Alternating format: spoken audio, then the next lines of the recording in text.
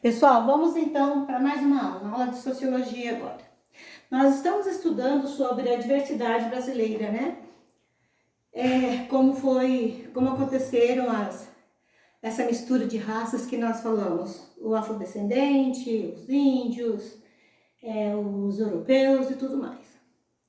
Aqui eu coloquei uma imagem de uma tribo indígena, com certeza isso aqui é uma dança, que geralmente eles fazem uma dança para receber algum visitante, né? Então achei por bem colocar uma imagem dessa, bem colorida, para chamar a atenção. Aí nós temos aqui na tribo, né, as crianças ali, na verdade, até eles fazendo negócios, né? Porque o índio desde pequenininho começa a praticar o comércio também. Até em uma ocasião, a gente viajando, geralmente eu sempre fui muito curiosa, e quando tem índios querer parar e de repente conversar e ter uma informação. E eu e o Elton estávamos viajando, tinha uma tribo de indígenas parada, aí, no meio da estrada, e paramos para conversar, e ali eu percebi. As crianças já vêm querendo vender cestos, já são orientados também desde pequenos a trabalharem, né? A praticar o comércio, na verdade. É claro que hoje o comércio que eles fazem é uma cópia nossa, na verdade, né? Pechincham, um entra na frente do outro para querer vender na frente. A competição, a concorrência entre eles também corre solta.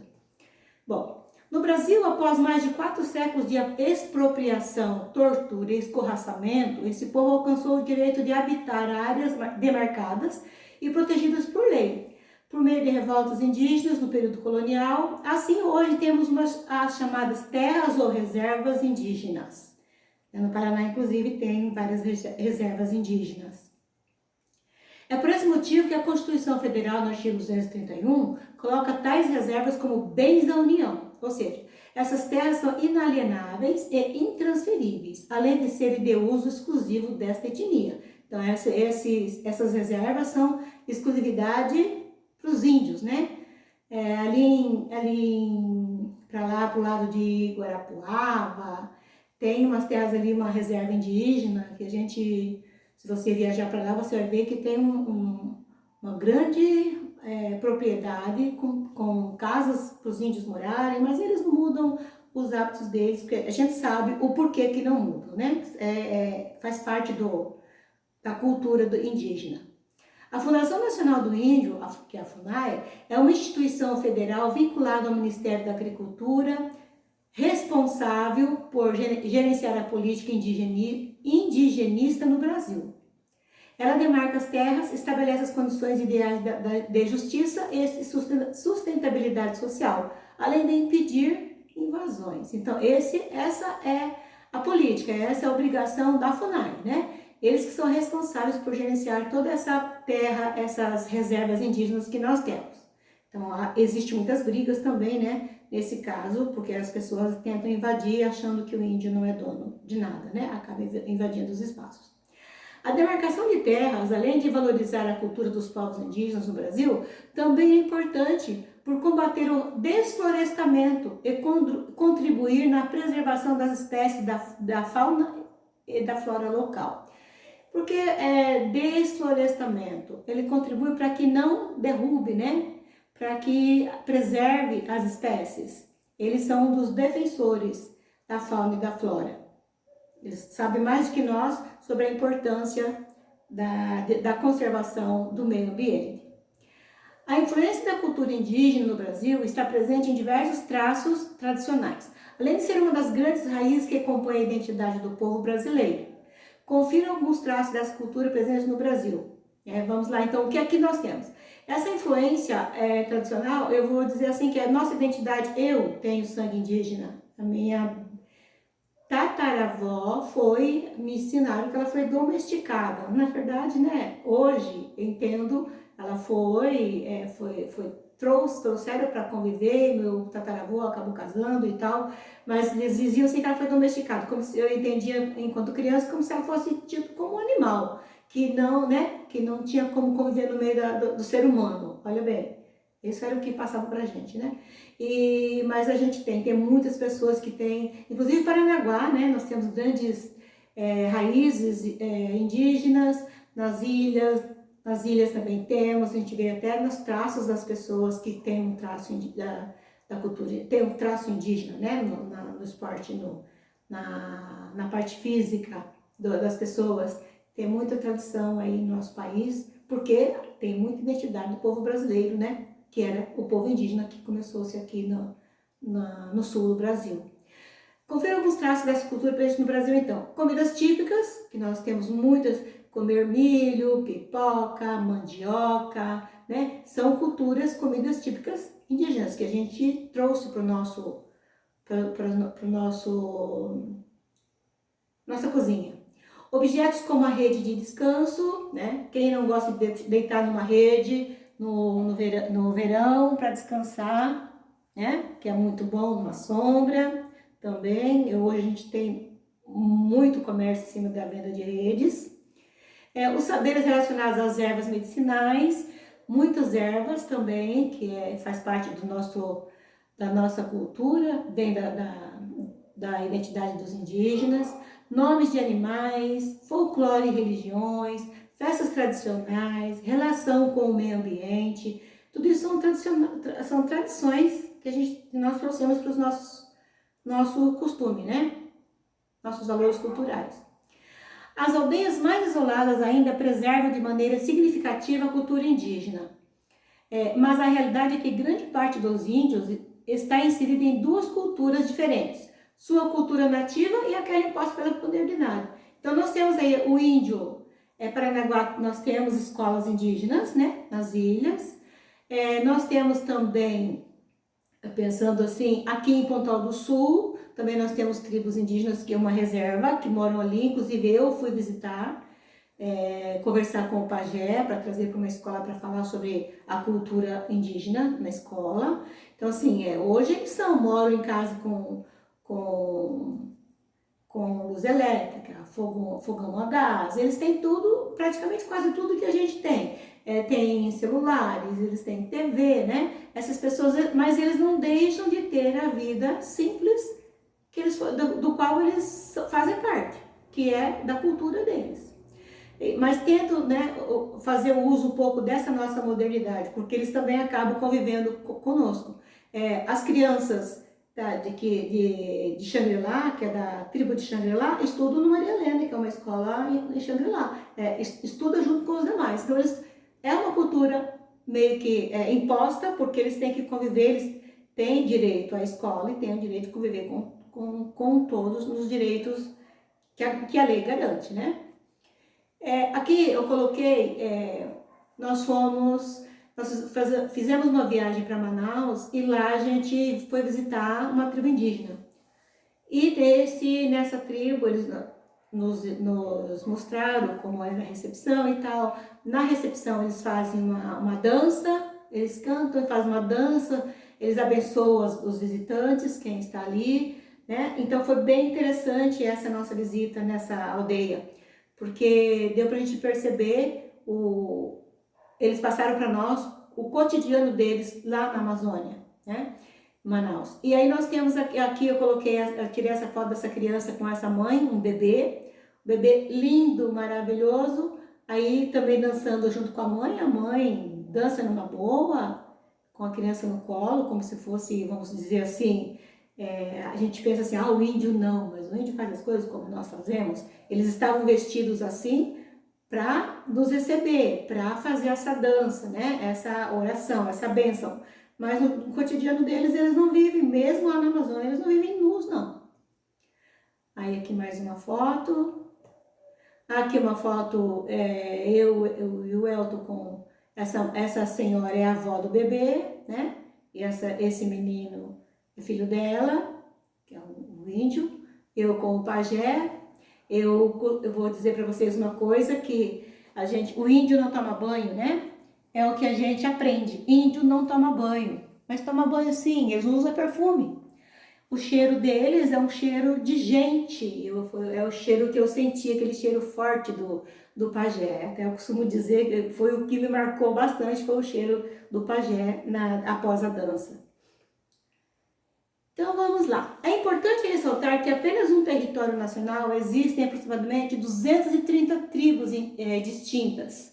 As tribos são diferentes, cada uma com a tua cultura, com os teus alimentos, teus hábitos e costumes, né? Não é porque eles são índios que são todos iguais, é como se fosse uma mistura, né, de nós, português, falamos português, tem o americano, tem o espanhol, tem o italiano, então é essa mistura. Os índios também. Cada tribo tem a sua cultura e a sua língua. Por isso é essencial estudar sobre a cultura indígena no Brasil para compreender como ela ainda influencia a nossa vida cotidiana. Desde os tipos de alimentos, palavras incorporadas à nossa língua ou histórias populares, a ação dos povos nativos, essa influência é muito marcante. Nós temos nomes de rios, nome de cidade, né? Com o nome que veio dos índios, né? Foi uma referência ao índio. A cultura indígena é uma forma resumida para descrever tudo o que foi produzido, pensado e vivido pelos povos indígenas. Assim, é possível entender que estudar o assunto é fazer uma análise sobre diferentes comportamentos, línguas e costumes. O que é cultura para a gente chegar lá na cultura indígena? É importante deixar claro que a cultura é um processo complexo que envolve diversos aspectos de uma sociedade. Dessa forma, a cultura, em seu significado mais amplo, é a língua falada e escrita, a religiosidade, as práticas sociais, as artes, os comportamentos dos indivíduos em sociedade, seja no espaço público ou privado. Então, isso é a cultura. Então, a nossa cultura e a cultura do índio, cada um tem usa o seu espaço com seus valores, com o que significa para ele, né? A escrita, as práticas sociais e tudo mais. Casamentos, batizados, né? Tudo isso faz parte de uma cultura. E então nós temos que ver que o índio tem a cultura deles e nós temos a nossa. A única diferença é essa. Somos seres humanos povoando o nosso país. Portanto, pode-se dizer que ela é tudo que tem significado para determinada sociedade, independentemente da classe social. É independente a classe. E sim, nós somos todos iguais. Numa sociedade somos todos iguais. Quando os europeus começaram a chegar ao Brasil e se depararam com a população que aqui vivia, logo buscaram formas de explorar a mão de obra, além de terem tido interesse especial nas riquezas da terra. Então, a exploração, nosso país não foi povoado, e sim explorado. Então, quando os portugueses chegaram aqui, chegaram para explorar o que nós tínhamos, né? Estavam atrás de novas terras, de novas riquezas, e acabou chegando aqui, queriam chegar até as Índias, e com isso chegaram no nosso país, no nosso espaço, que acabou chamando todas as pessoas que moravam aqui por índios. E não sabiam, né, na verdade, que os índios já viviam aqui, já eram pessoas que já estavam plantando, colhendo, vivenciando o que a gente tinha, das riquezas que o nosso país já tinha. Eram pessoas que a terra já era deles, né? Não é que não tinha dono, tinha sim. No entanto, existem diferenças fundamentais na forma como eles compreendem o próprio mundo. Uma vez que o Brasil possui uma grande extensão geográfica, consequentemente existiam diversas tribos diferentes entre si. Tanto é que são tão diferentes que aqui em Xangri-Lá, quem mora ali são guaranis. Quem mora, aí nós temos em Pontal no Guaraguaçu, que tem uma outra tribo, que também é guarani. Mas, no entanto, eles pensam diferente, os valores deles são diferentes, tanto é que eles não moram no mesmo lugar. Eles moram separados porque eles não se entendem juntos. Né? Não têm os mesmos valores, eles não têm a mesma... me parece que até na parte religiosa existe uma contradição entre eles, segundo o pajé me contou, né, na última vez que eu conversei, foi acho que em 2017, se não estou enganada. Assim, esses recém-chegados não se preocuparam muito em entender como funcionavam os diferentes grupos étnicos, para eles era tudo igual. Os povos nativos foram chamados de indígenas e criou-se a impressão de que todos compartilhavam de uma mesma cultura. Os povos como os tupis, Carajás, Yanomamis e Guaranis são apenas alguns exemplos das maiores tribos que viveram em território nacional. Ainda que esses povos pudessem compartilhar alguns traços sociais, culturais e religiosos, há diferenças fundamentais que os distinguem. Alguns deles são nômades, outros estão ligados a determinado espaço geográfico ou ainda são seminômades, como é o caso dos Yanomamis. Essa tribo que a gente conheceu lá em Manaus, lá na Amazônia, não eram nômades, eles tinham moradia fixa. Esses que moram aqui também, que eu já comentei também, são moradores do litoral. E em Paranaguá também tem, né? Tem escolas, nas ilhas tem mais, tem vários espalhados por aí. A Constituição Federal considera as terras indígenas como sendo aquelas por eles habitadas em caráter permanente, as utilizadas para suas atividades produtivas, as imprescindíveis à preservação dos recursos ambientais necessários ao seu bem-estar e as necessárias à sua reprodução física e cultural, segundo seus usos, costumes e tradições, deixando claro, contudo, que essas terras ainda são bens da União, inalienáveis e indisponíveis, e os direitos sobre elas imprescritíveis. Em 1988, a Constituição garantiu aos indígenas o usufruto de 13% das terras do Estado brasileiro.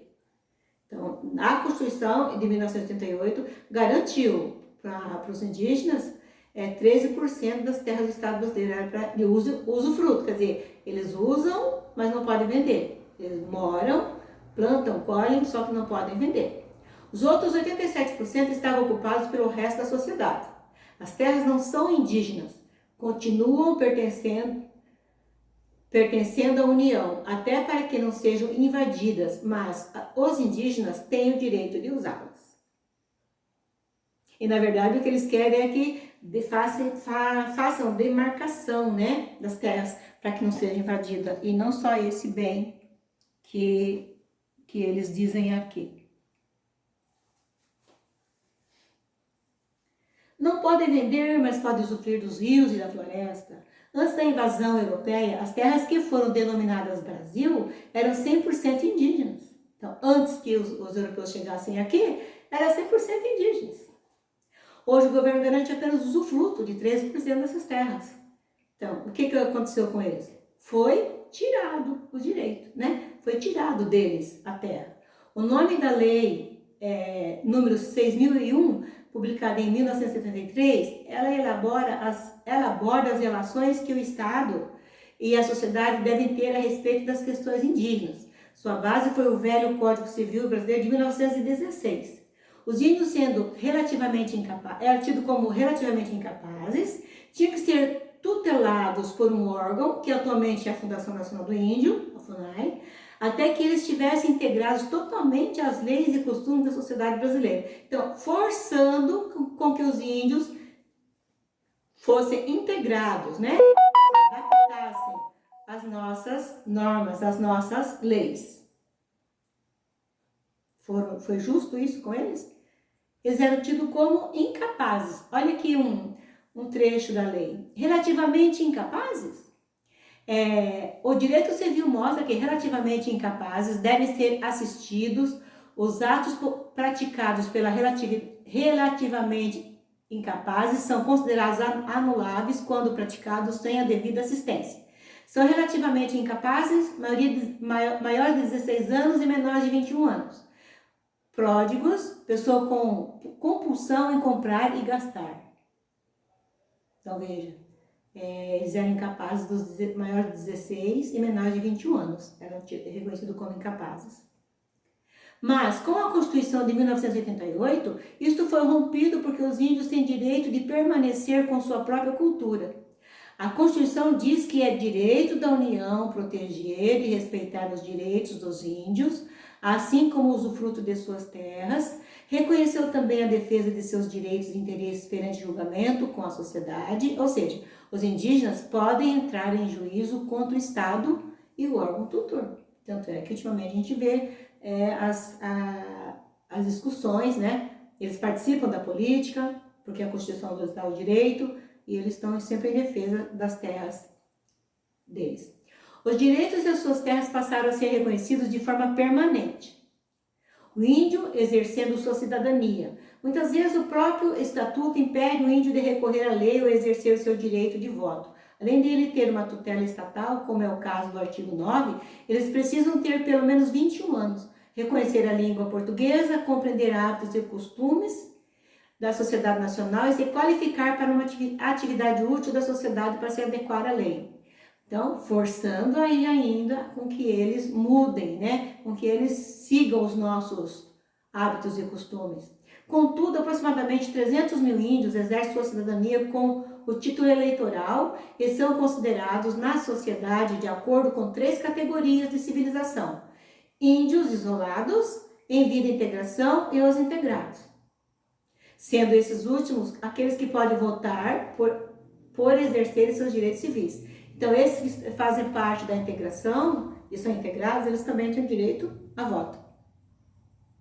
Atualmente, existem mais de 200 etnias indígenas, que falam cerca de 284 línguas distintas dentro do território nacional. Veja bem, 200 etnias e 274 línguas diferentes. Por isso, não existe uma definição única de indígena brasileiro, mas sim diversos grupos indígenas no país, com costumes, crenças e língua diferente. O Amazonas é o estado brasileiro com maior contingente populacional indígena. Por que o Amazonas? Porque lá possui a maior parte de florestas, né? Grande parte das florestas estão lá. E o índio procura viver onde tem a mata. A redução da população foi drástica em 1500. Tinham aproximadamente 5 mil milhões de pessoas, segundo dados demográficos no censo de 2010 do IBGE. Existem aproximadamente 820 mil. Veja como foi drástica a extinção dos índios. Na verdade, eles foram o quê? Ocorreram conflitos armados, epidemias, desestruturação social e cultural desses grupos. Muitos foram dizimados mesmo, né? Em geral, existe uma imagem preconceituosa ou estereotipada com relação aos indígenas, difundida no imaginário social. Alguns atribuem qualidade negativa aos povos indígenas, tal como a de que são preguiçosos e indolentes, que deixam suas terras improdutivas ou que exploram de modo indevido, buscando apenas o proveito econômico. Então, aqui eu posso até contar uma história, fato da minha vida. Eu tenho um sobrinho que morou em Manaus, no Amazonas, há muito tempo. Ele se formou em farmácia bioquímica e foi trabalhar para o governo depois de formado lá no Amazonas. E lá ele ficou 5 anos no Amazonas. Ele acabou casando, apaixonando por uma menina, uma índia, né? E quando ele veio para o Brasil, ele trouxe ela. Não tinham casaram-se aqui. Veio com ela. Mas a gente ficou tão assustada, a família toda, em ver a atitude dela, porque para ela tá com xixi, vontade de fazer xixi, ir em qualquer lugar, ela abaixava, tirava a calcinha e fazia xixi. Virava do lado e fazia xixi. Na praia a mesma coisa, ela não passava aperto não, e nem fazia água. Ela vinha na areia, agachava e ali ela fazia. Aquilo a gente assustava, eu fiquei assim horrorizada, né? Então, mas eu, na verdade, sem estudar muito nessa parte, eu ficava assim, nossa, o que o Jefferson fez da vida dele, né? E no final das contas, ela era assim, quem tinha que acertá-la éramos nós. Nós queríamos que ela tivesse os nossos hábitos, mas como? Né? Da onde ela veio, não tinha condições. E com isso foi para os Estados Unidos, está lá até hoje, faz muitos anos que estão lá e estão bem. Como ela está vivendo, não sei, porque faz muito tempo que eu não a vejo. Mas teve filhos e tudo mais e está vivendo numa boa, na nossa sociedade. Além do preconceito e da hostilidade, também existe uma ideia difundida no senso comum. O índio é assunto passado brasileiro. Um símbolo histórico da formação da nação, cuja cultura já estaria em processo de desaparecimento, devendo ser rememorada e comemorada apenas no Dia do Índio. Veja, vamos cantar, né, a música do Dia do Índio, né? Vamos brincar de índio, só no Dia do Índio, porque o índio não existe, como se fosse um passado, como se tivesse desaparecido e a fim de papo. E não é bem assim, né? Hoje as escolas trabalham diferente. O índio existe, ele está aí e não desapareceu. Nós temos que valorizar a cultura indígena. A terra para os povos indígenas é, na verdade, o elemento organizador da visão de mundo, como eles explicam sua própria existência. Diversas agentes estão envolvidos como a concretização dos direitos indígenas no Brasil, vão de organizações e representantes próprios que participam diretamente da formulação e execução das políticas públicas para os povos. Nós temos, se eu não estou enganada, em Guaraqueçaba, uma índia, ela se formou, ela saiu da tribo, foi morar em Curitiba, estudou na Federal, se formou como professora e pedagoga, voltou para voltar para a tribo para trabalhar com os povos dela. Nós temos também diretor, que também estudou e acabou. Então, assim, eles estão tentando participar politicamente no meio da sociedade e requerendo os direitos. Só que eles não querem deixar o povo deles, eles querem continuar fazendo o bem para a nação. Mesmo que aconteça esse desenvolvimento, né, das tecnologias principalmente, que eles estão também se desenvolvendo, mas sempre pensando em ficar com o povo e não sair da localidade deles, da tribo. É preciso definir a cultura do índio perante a lei brasileira para que tanto os órgãos que defendem quanto o próprio Estado possam tomar uma posição frente a isso. É preciso ouvir a voz dos indígenas. Será que estamos ouvindo a voz dos indígenas? No Estatuto do Índio, as terras indígenas, terras reservadas ou reservas indígenas, terras direcionadas ao usufruto dos índios, eles a utilizam como meio de subsistência, né? Eles não podem vender. As terras ocupadas tradicionalmente são áreas indígenas definidas na Constituição de 1967 e 1969, depois em 1988, que nós temos 1986. Terras de domínio dos índios, aquelas que foram adquiridas devido à compra e venda, né? Então já houve pessoas que compraram terra, já foi vendido terra dos índios. Parece que não, mas no Brasil tudo acontece. Segundo a Constituição de 1988, a definição das áreas indígenas são aquelas habitadas permanentemente, utilizadas em atividades produtivas, as necessárias à preservação dos recursos ambientais para o bem-estar, reprodução física e cultural, de acordo com seus usos, costumes e tradições indígenas. Então está na Constituição de 1988, né? Essa lei, que as terras deles, eles têm direito a essas terras habitadas para produção. Infanticídio indígena. Esse princípio, utilizado aproximadamente por 20 etnias, leva à morte de filhos de mães solteiras, crianças com problemas físicos e mental, uma doença não identificada pela tribo e ainda a morte de gêmeos. O projeto da lei, chamado Lei Muaji, é homenagem a uma índia que enfrentou a tribo para salvar a filha com paralisia cerebral, porque o índio doente não sobrevivia, tinha direito à morte. Estabelece que qualquer pessoa que saiba de casos como esse deve denunciar o caso, haja omissão, ele responderá por crime. Então, esse está na lei, no Estatuto do Índio, né? Que antigamente eles poderiam, os filhos de mãe solteira não sobreviveriam. Mas já temos aí, após esse projeto de lei, a lei Mauage, essa moça enfrentou a situação da filha e acabou então lutando pelos direitos do povo indígena de sobreviver, né?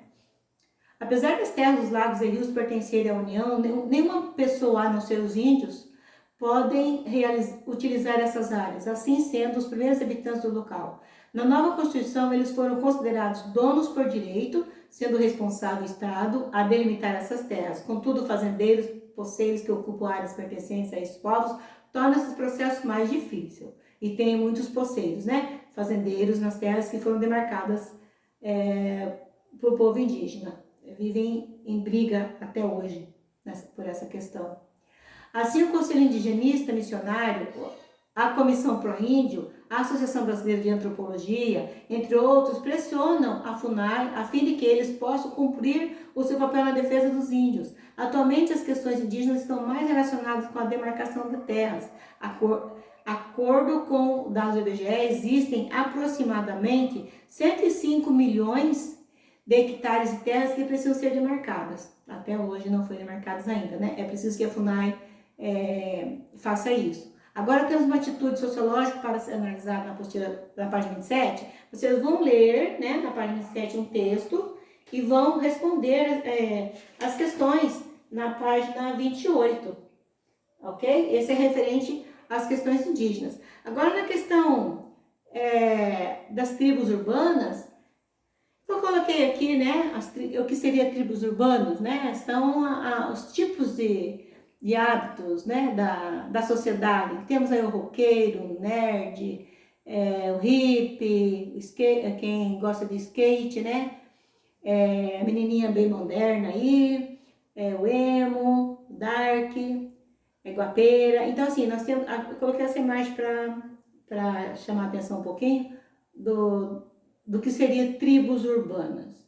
A cultura urbana surgiu nos subúrbios americanos com o intuito de combater a exclusão social, o racismo e a crise econômica de 1929, após, né, a grande quebra da Bolsa de Valores na época de Nova York. Com a quebra da Bolsa de Valores em Nova York, desculpa aí, a cultura urbana surgiu nos subúrbios americanos com o intuito de combater a exclusão social, o racismo e a crise econômica de 1929, com a quebra da Bolsa de Valores em Nova York. Desde os anos 70, a cultura urbana se fundiu com o hip hop.